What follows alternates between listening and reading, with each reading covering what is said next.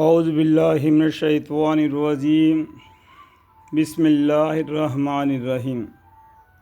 یہاں سے 15واں پارہ یعنی بنی اسرائیل نام کے سورہ یہاں سے شروع ہو جاتا ہے۔ بسم اللہ الرحمن الرحیم، شروع کرتا ہوں اللہ کے نام سے جو نہایت مہربان بڑے رحم والے ہے۔ وہ پاک ذات ہے جو اپنے بندے محمد صلی اللہ علیہ وسلم کو شب کے وقت یعنی رات کے وقت مسجد حرم یعنی مسجد کعبہ سے مسجد اقصی یعنی بیت المقدس تک، جس کے گرد یعنی یہ ملک شام میں ہم نے برکتیں کر رکھی ہے، لے گیا تاکہ ہم ان کو اپنی کچھ عجائبات قدرت دکھلا دے۔ یعنی شب معراج کا قصہ آ جاتا ہے۔ بے شک اللہ تعالیٰ بڑے سننے والے بڑے دیکھنے والے ہیں، اور ہم نے موسیٰ علیہ السلام کو کتاب توریات دی، اور ہم نے اس کو بنی اسرائیل کے لیے ہدایت بنایا کہ تم میرے سوا اپنا کوئی کارساز مت قرار دو۔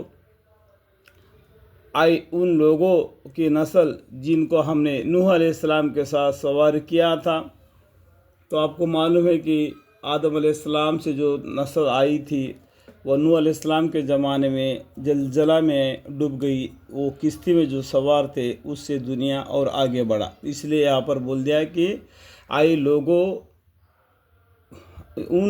ان لوگوں کی نسل جن کو ہم نے نوح علیہ السلام کے ساتھ سوار کیا تھا، اور نوح علیہ السلام بڑے شکر گزار بندے تھے الحمدللہ۔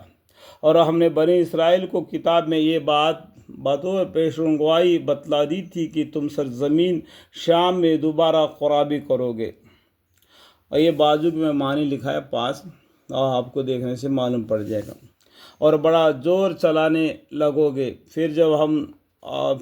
پھر جب ان دوبارہ میں سے پہلے بار کے سزائے شرارت کے میعاد آئے گی، ہم تم پر اپنے ایسے بندوں کو مسلط کریں گے جو بڑے جنگ جواں ہوں گے، پھر وہ تمہارے گھروں میں گھسے پڑیں گے اور تم کو قتل کریں گے، اور یہ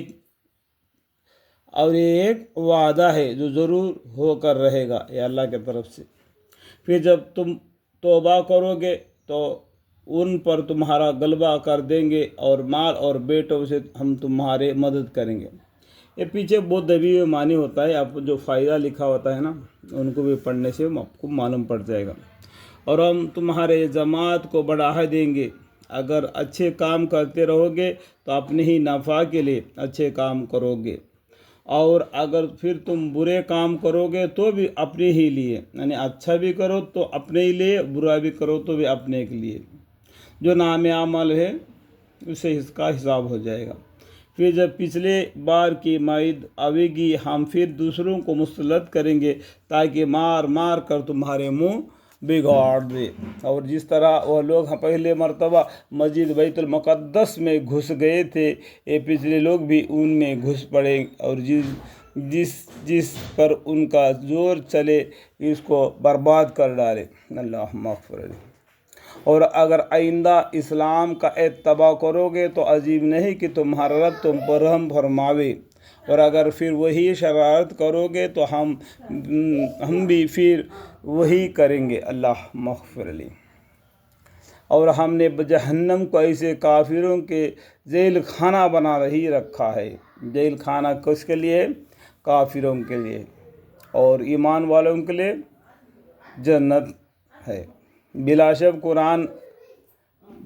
یہ قرآن ایسے طریقہ کی ہدایت کرتا ہے جو بالکل سیدھا، یعنی اسلام اور ایمان والوں کو جو کہ نیک کام کرتے ہیں یہ خوشخبری دیتا ہے کہ ان کو بڑا بھاری ثواب ملے گا، اور یہ بھی بتلاتا ہے کہ جو لوگ آخرت پر ایمان نہیں رکھتے ہم نے ان کے لیے ایک دردناک سزا تیار کر رکھی ہے۔ اللہم اغفر لی، اللہم اغفر لی۔ یہاں تک 15واں پارے کا سورہ بنی اسرائیل پہلا رکوع ختم ہو چکا۔